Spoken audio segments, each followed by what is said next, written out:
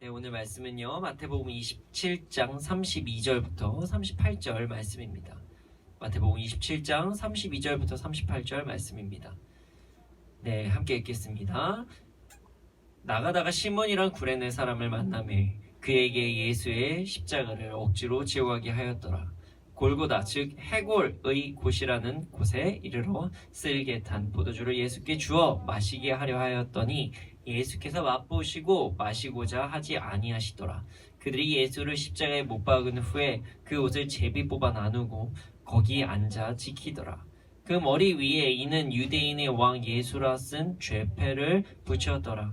이때 예수와 함께 강도 둘이 십자가에 못 박히니 하나는 우편에 하나는 좌편에 있더라. 네, 요즘 인터넷 쇼핑을 많이 합니다. 그래서 우리와 이렇게 친숙한, 저도 갖고 있는데 여기 이 스마트폰, 이 핸드폰으로도 한 번에 쇼핑을 살 수도 있고요. 그렇습니다. 예전에 물건 하나 사려고 하면은 옛날에는 시장을 가든지 백화점을 가든지 뭐 그렇게 해야만 했었죠. 그런데 요즘에는 뭐 인터넷으로 다 상품을 볼 수가 있으니까요. 그리고 가격 비교까지 할 수가 있어요. 그래서 실시간으로 가격 비교하면서 삽니다. 그럼 집까지 또 배송까지 해줘요. 너무 좋습니다. 자, 인터넷은요, 정보의 바다라고 이야기를 합니다. 그래서 내가 물건을 사는 것, 내가 필요한 것까지도 중요하지만 또 얼마나 잘 사고 얼마나 저렴하게 사는지, 얼마나 좋은 제품을 사는지 뭐 이런 것 또한 중요한 세상이 됐습니다. 그래서 요즘에 뭐 이런 얘기들, 뭐 가성비, 가심비 뭐 이런 얘기들을 하기도 합니다. 그 인터넷 쇼핑을 하다 보니까 이제는 좀 흥정을 하는 상황이 좀 덜해졌어요. 하지만 아직도 오프라인으로 물건을 사면요, 만나서 거래를 하거나 하는 어떤 중고 상품을 매매를 하거나 하면은 흥정을 하는 시간을 가지게 되기도 합니다. 그래서 흥정을 잘하면 되게 스마트한 소비자, 그리고 혹은 좀 판매자, 아니면 흥정을 잘하지 못하면 이른바 이제 호구라고 하는 말을 듣기도 합니다. 호구라는 단어가요, 원래는 이제 나쁜 뜻이라기보다 이제 어수룩하고 이용하기 좋은 사람 비유적으로 이용하는 단어입니다. 그래서 이거를 호갱이라는 단어로 해서 호구 고객님, 그래서 호갱이라고 이야기하기도 합니다. 그런데 우리 크리스찬들은요, 알면서도 호구가 되어야 되는 상황들이 참 많아요. 중요한 건 알면서도 라는 단어겠죠. 알면서도 호구가 되는 상황이 있어야 될 때가 있다는 것입니다. 그리고 그 모습에 본을 보이신 분이 오늘 본문에 나옵니다. 오늘 말씀을 통해서 세상에서는 호구라고 이야기를 하지만 하나님께서는 지혜롭고 온전하고 순전한 삶이라고 이야기하는 그런 삶의 본이 되시는 예수 그리스도가 나오십니다. 온전하고 순전한 삶을 누리는 우리가 되기를 소원합니다. 우선 먼저 본문을 함께 보기를 원합니다. 32절인데요. 나가다가 시몬이란 구레네 사람을 만나매 그에게 예수의 십자가를 억지로 지어가게 하였더라. 네, 시몬이라는 사람이 나와요. 시몬은요, 구레네 사람 시몬이라고 얘기를 합니다. 근데 이 사람이 십자가를 억지로 지어요. 이게 어떻게 된 거냐면요, 이전 상황을 이야기하자면 예수님께서 십자가에 달려 돌아가시기 전에 재판을 받습니다. 근데 지난주에 설교를 했지만 이 재판이라고 하기보다는 거의 뭐 확정돼 죽이려고 하는 그런 시간이죠. 재판이라고 보기도 어려워요. 어쨌든 그렇게 나서 빌라도에게 고난을 받으시고 십자가 형벌에 처해지는 그런 상황입니다. 십자가 형벌이라는 게 그냥 십자가에 못 박혀 달려서 죽으시기까지만 하는 고난이 아니라요, 본인이 그 매달려야 되는 그 십자가를 자신이 짊어지고 언덕까지 올라가야 되는 것까지가 형벌에 포함이 됩니다. 그런데 지금 이전 상황을 보면은 예수님께서 십자가에 못 박히시기 전 채찍질을 엄청나게 당하셨어요.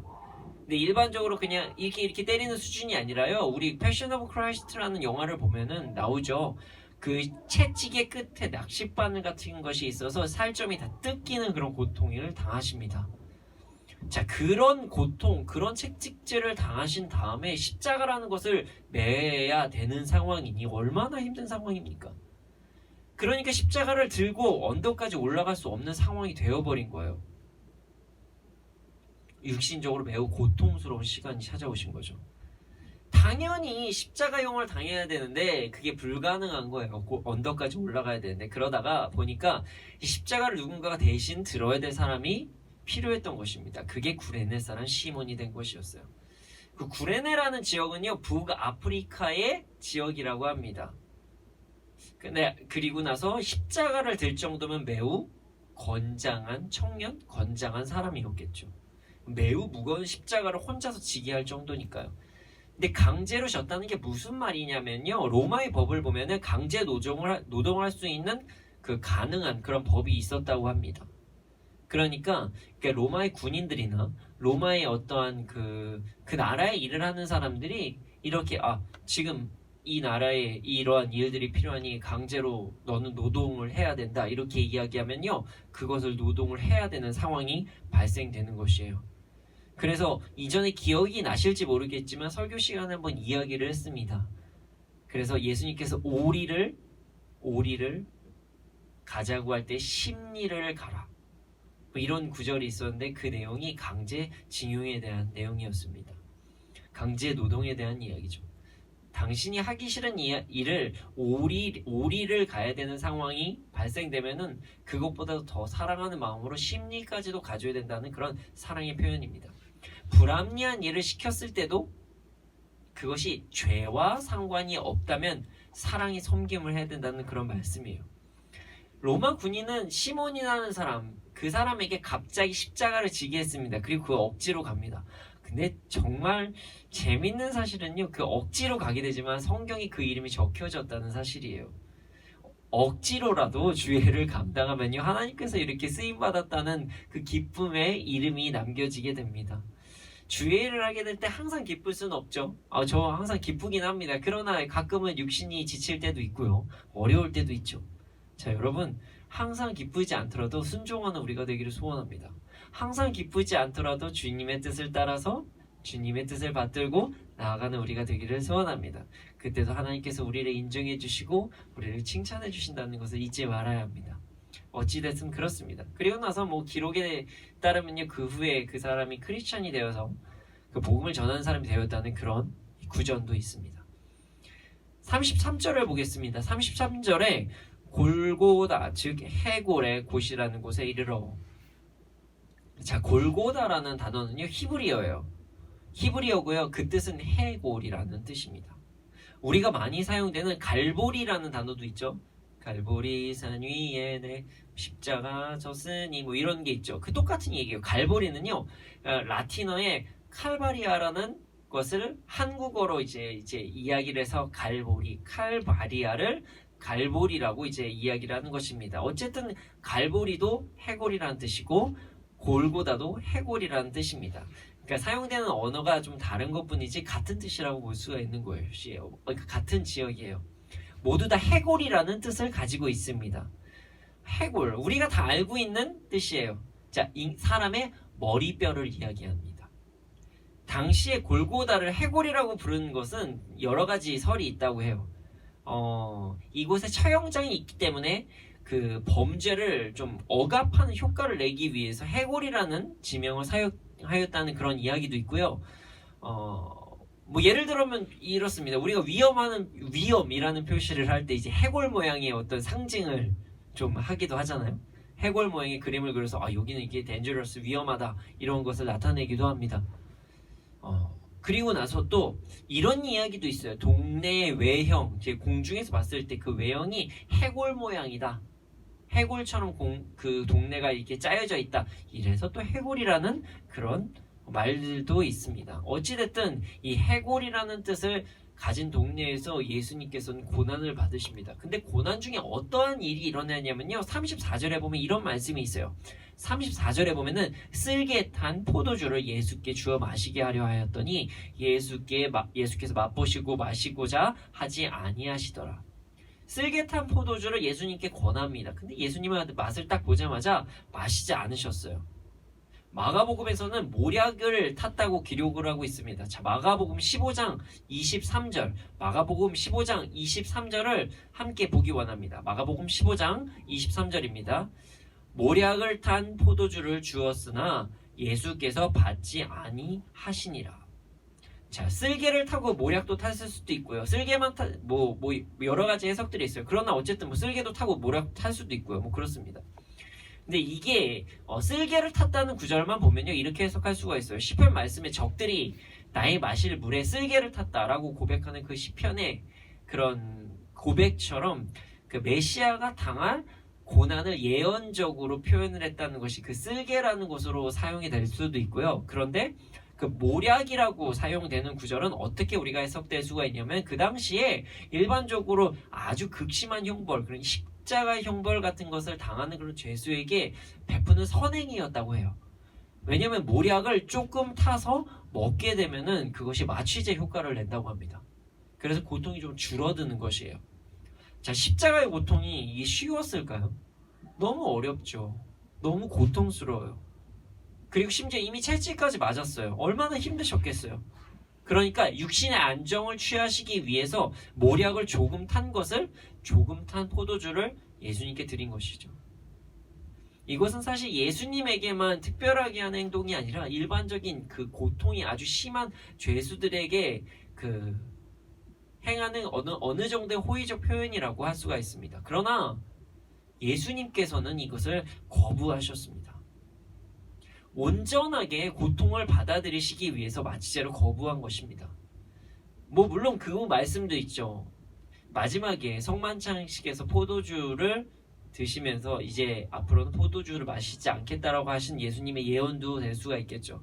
그러나 제가 생각하기에는 예수님께서 그 부분도 있지만 모략을 탄 포도주를 드시지 않은 것은 예수님께서 정신을 혼미하게 만드는 마취제를 거부하셨던 것으로 봅니다.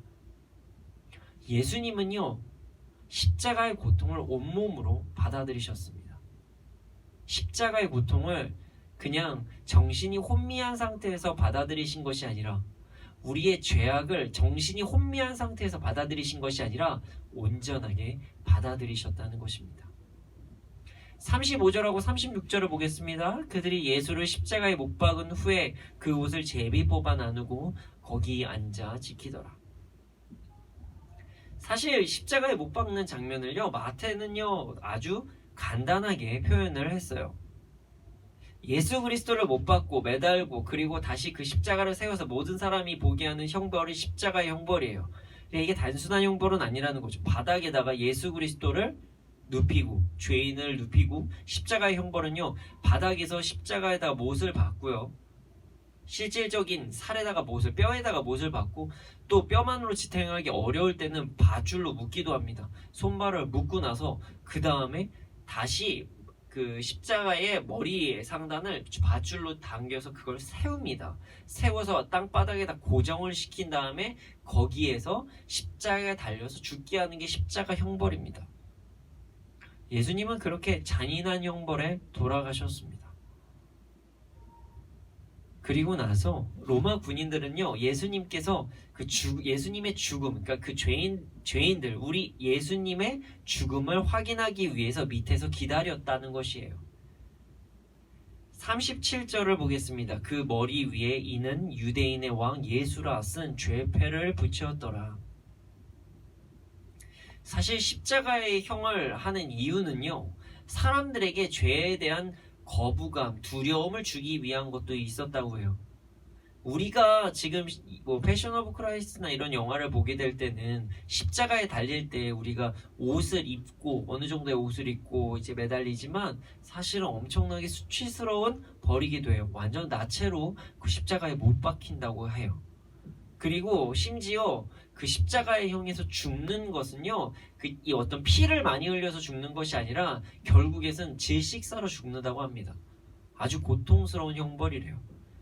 사람이 숨을 쉬려면 이렇게 들이마셔야 되잖아요. 근데 여기에 팔에도 못이 박혀있고 다리에도 못이 박혀있으니까 고개가 떨궈지고 여기 어깨뼈도 점점 내려가서 숨을 쉬기가 나중에는 불편해서 질식사한다고 합니다. 그게 십자가의 아주 잔인한 고통이에요. 근데 더 무서운 건 무엇이냐면, 더 잔인한 건 무엇이냐면요, 십자가 형벌에 그 위에 십자가의 머리 부분에 죄패를 적어 놓습니다.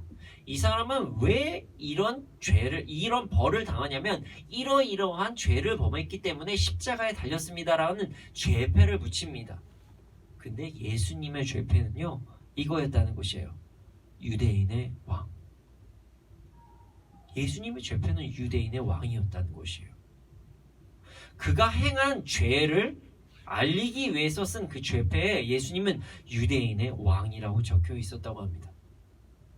사실 예수님께서는 어떤 죄도 없으셨어요. 단지 우리를 위해서 죽으셨다는 것이 여기서도 증명되는 사실입니다. 우리의 죄 때문에 예수님께서는 죽으셨습니다. 38절 보겠습니다. 38절. 이때에 예수와 함께 강도 둘이 십자가에 못 박히니 하나는 우편에 하나는 좌편에 있더라. 기억이 나시는지 모르겠지만 예수님의 좌우편에 서게 해달라는 고백이 있었지요.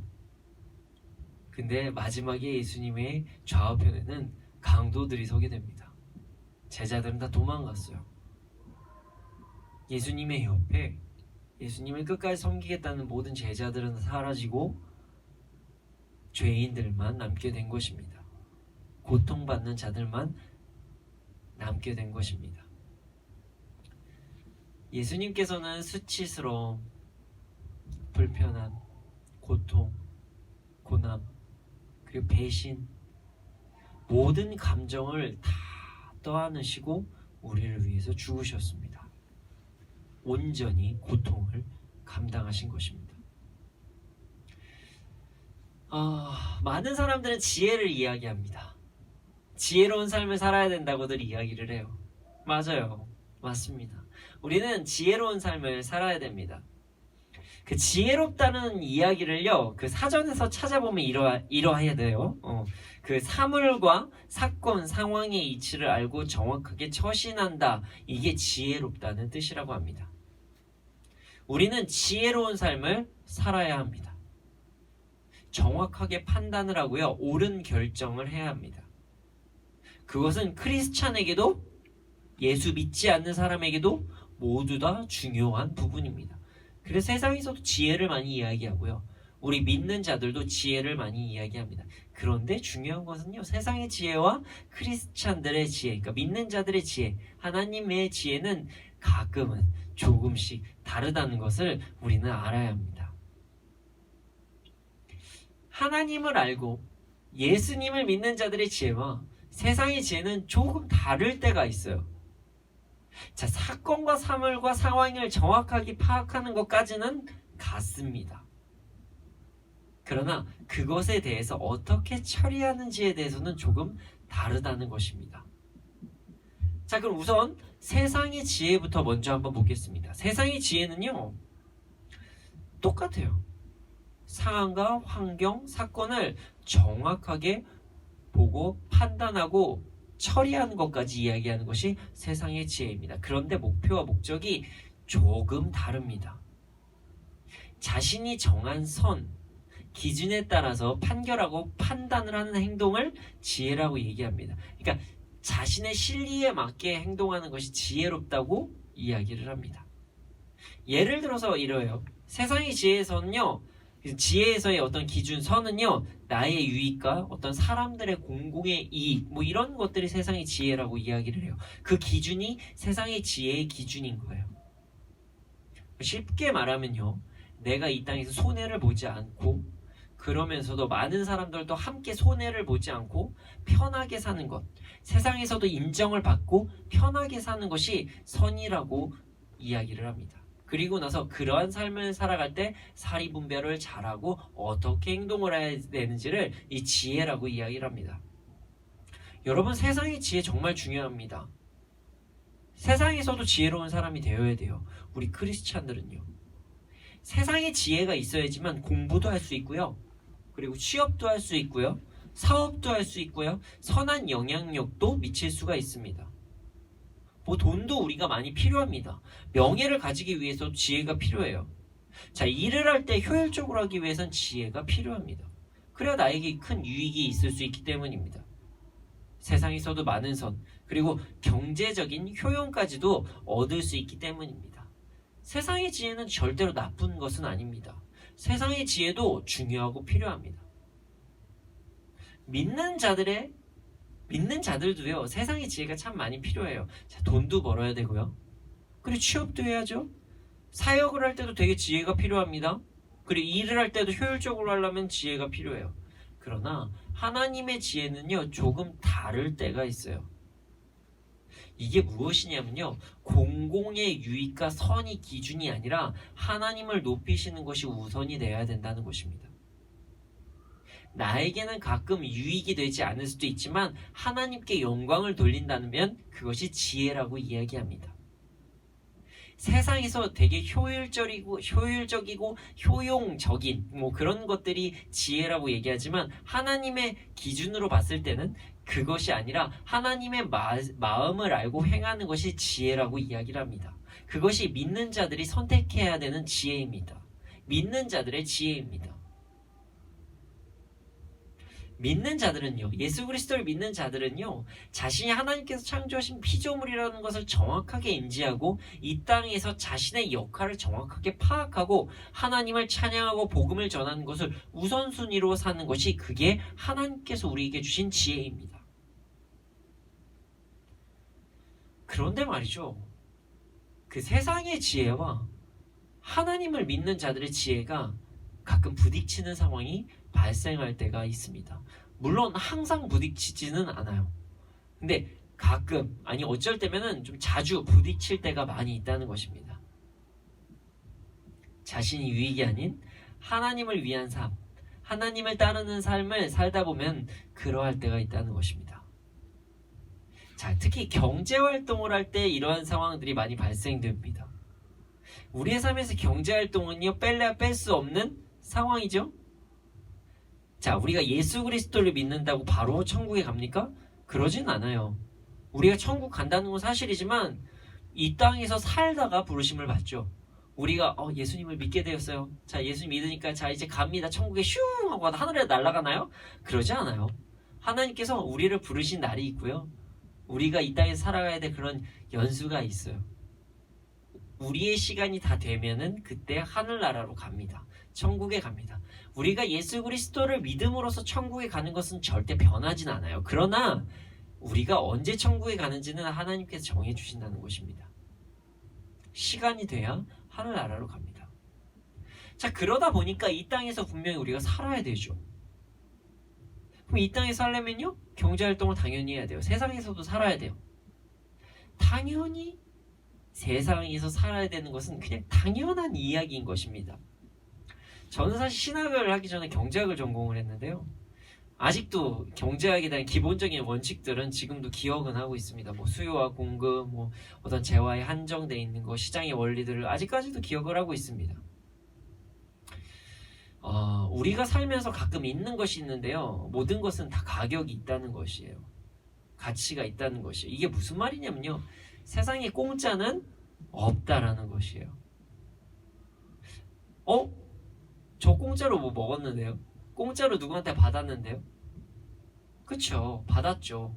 그럴 수도 있어요. 그런데 잘 보면요, 그것이 정보 아니면 미래에 대한 투자 아니면 누군가가 대신 가격을 지불했기 때문에 그 사람이 무료로 그걸 쓸 수가 있다는 것입니다. 그래서 그것들을 어떨 때는 경제에서는 공공재라고 얘기하기도 하고요. 여러 가지로 사용됩니다. 당연하죠. 세상에서 공짜가 없습니다. 누군가가 나 대신에 대가를 그냥 지불한 것 뿐이에요. 이게 무슨 말이냐면요, 무조건적으로 소비와 지출이 있다는 것이에요. 생산활동을 해야 된다는 거죠.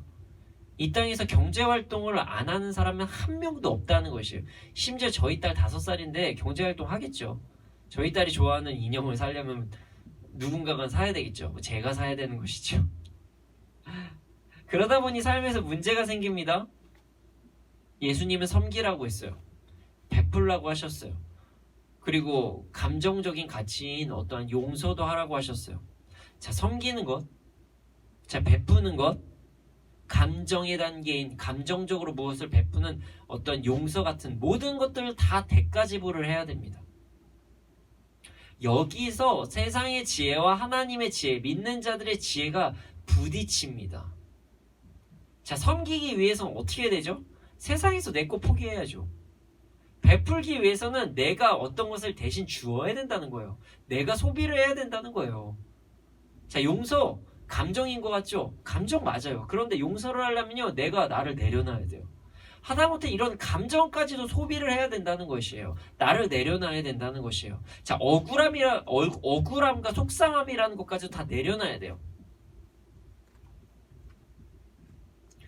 세상 사람들은요, 이렇게 살아온 사람들을 뭐라고 얘기를 하냐면 선한 사람이라고 얘기하기도 하지만 호구라고 할 때도 많습니다. 그래서 어떤 사람들은요, 그런 사람들 더 막 이용해요.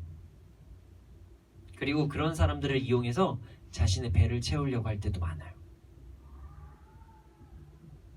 그래서 아무리 줘도 더 달라고만 하고, 그리고 계속 빼앗기고 하는 상황이 발생될 때도 있어요.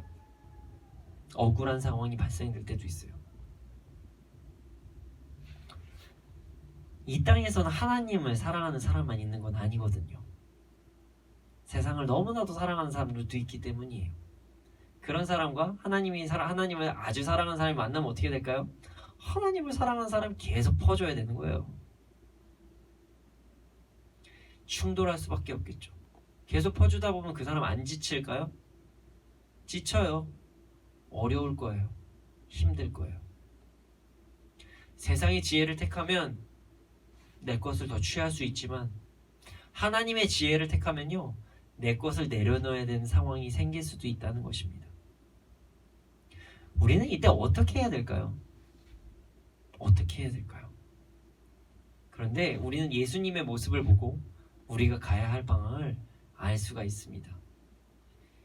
오늘 말씀과 연계되어 있는 말씀인데, 아까 전에 읽었던 마가복음 15장 23절에 말씀이 적혀 있습니다. 마가복음 15장 23절인데요. 읽어보겠습니다. 모략을 탄 포도주를 주었으나 예수께서 받지 아니하시니라. 이 간단한 구절에요, 비밀이 숨겨져 있습니다. 예수님께서는 모략을 탄 포도주를 받지 않으셨습니다. 이 짧은 구절이 우리에게 중요한 지혜를 줍니다. 자, 예수님께서 십자가의 고통을 당하실 때 조금이나마 덜 하실 수도 있으셨어요. 세상의 지혜로운 방법으로 보면요, 그거 하나 먹는 거 그렇게 나쁜 거 아니에요. 예수님 우리를 위해 죄가 없으신데 십자가에 달리시는 것만으로도 충족한 상황이에요. 마취를 하느냐, 그거 좀 먹는다고 뭐가 어떻습니까? 근데 예수님이 이것을 취하지 않으셨습니다. 온전히 고통을 받으셨다는 거예요. 온전히 죄악에 대한 것을 해결하기 위한 고통을 다 받으셨다는 것이에요. 자, 온전하다는 뜻에는요, 여러 가지 뜻이 있습니다. 자, 손상이 없다, 원상태 그대로이다, 정신이 멀쩡하다, 뭐 등등의 뜻이 있습니다. 예수님은요, 온전히 고통을 받아들이셨습니다. 여러분, 우리도 그와 같이 해야 됩니다. 자, 근데 오해는 하지 마십시오. 여러분, 뭐 제가 이야기하는 것이 지금 당장 어떤 분께서 수술을 받으시는데 마취하면 안 됩니다, 뭐 이런 얘기가 아니에요. 마취해야 됩니다. 저도 뭐 옛날에 위내시경 할 때 저도 수면내시경 했어요. 그 마취가 뭐가 잘못된 겁니까? 뭐 이런 얘기를 하는 건 아니에요. 아플 때 약 먹지 마십시오, 병원 가면 안 됩니다, 뭐 이런 얘기도 아닙니다. 병원 가야죠. 하나님께서 병원 창조하신 거예요. 하나님께서 병원을 창조하실 수 있도록 인간의 지혜도 주신 것입니다. 우리는요, 병원도 가야 되고요, 수술 받을 때는 마취도 해야 됩니다. 물론 기도해서 영적으로, 그리고 기도해서 병을 고칠 때도 참 많지만, 뭐 아닐 때는 병원을 가야 될 때도 많아요. 저도 병원 갑니다. 세상의 지혜를 사용하는 것 좋을 때가 참 많이 있습니다. 근데 제가 지금 하는 이야기는 무엇이냐면, 목적에 이끌려서 사는 삶을 이야기하는 것입니다. 예수님께서요, 온전하게 고통을 받아들이시면서 많은 사람들의 죄를 담당하셨다는 사실을 기억해야 됩니다. 예수님은요, 온전하게 고통을 받으시고요, 그래서 죽으시고요, 부활하시고요, 우리의 죄사함을 이루신 거예요. 죄사함의 목적을 이루신 것입니다. 우리가 온전하게 사는 것은요, 목적을 잊지 않는 삶입니다. 세상의 지혜와 하나님께서 주신 지혜가 부딪힐 때 우리는요, 창조 목적을 기억해야 됩니다. 우리의 창조 목적은요, 이사야서 43장 21절을 보면 알 수가 있습니다. 이사야서 43장 21절을 읽어보겠습니다. 이 백성은 내가 나를 위하여 지었나니 나를 찬송하게 하려 함이니라. 여러분, 우리는 하나님을 찬양하기 위해서 지음을 받았습니다. 우리가 어떤 선택을 할 때, 이 선택을 할 때 하나님을 찬송하는 것이 조금이라도 꺼림칙한 선택이라면 선택을 하지 말아야 된다는 것이에요. 그 선택으로 인해서 내가 내 삶에서 하나님을 찬송하는데 조금이라도 불편함이 있었다, 그러면 하지 말라는 것이에요. 물론 쉽지 않습니다. 예수님께서 고통을 당하실 때 그게 그 모습이 쉬운 모습인가요? 얼마나 예수님께서 힘들어 하셨으면은 구레네 사람 시몬이 예수님의 십자가로 대신 하여서 짊어졌을까요? 얼마나 힘든 상황이냐면 예수님께서 마지막에 기도하셨을 때 하나님, 이 잔을 저는 거부하고 싶습니다. 그러나 저의 뜻이 아니라 하나님의 뜻대로 해 주십시오 라고 기도를 했습니다. 예수님도 너무 힘드신 상황이라는 것이에요. 그러나 하나님께서 말씀하신 대로 예수님께서는 순종하셨습니다. 그리고 하나님께서 원하시는 대로 삶을 사셨습니다. 자, 우리도 마찬가지라는 거예요. 자, 우리가 가는 길이 세상적으로 좀 버거울 때도 참 많아요. 내 거 포기하고 내 거 내려놓고 더 섬기고 섬길수록 사람들이 날 호구로 보고 너무 답답해도 우리는 그 길을 가야 된다는 것이에요. 내 것도 다 포기하고 심지어 그런 사람들까지도 다 용서하는 삶, 이게 쉽습니까? 너무 어려운 삶이에요. 여러분, 제가 쉬운 삶을 이야기하는 것은 절대 아니에요. 그러나 우리는 목적을 잊으면 안 됩니다. 우리는 하나님을 찬양하기 위해 지음받았습니다. 우리의 삶이 하나님을 찬양하는 삶을 살기를 소원합니다. 하나님을 찬양하는 삶을 살기 위해서 세상의 지혜를 조금 내려놓는 상황이 발생돼도, 나의 개인적인 선을 조금 내려놔야 되는 상황이 발생돼도 우리는 그 선택을 하기를 소원합니다. 쉽지 않습니다. 분명히 세상 사람들, 이렇게 사는 사람들 보고 호구라고 얘기할 수도 있어요. 여러분들 모르면서 당하라는 게 아니라요, 알아도 당하라는 거예요.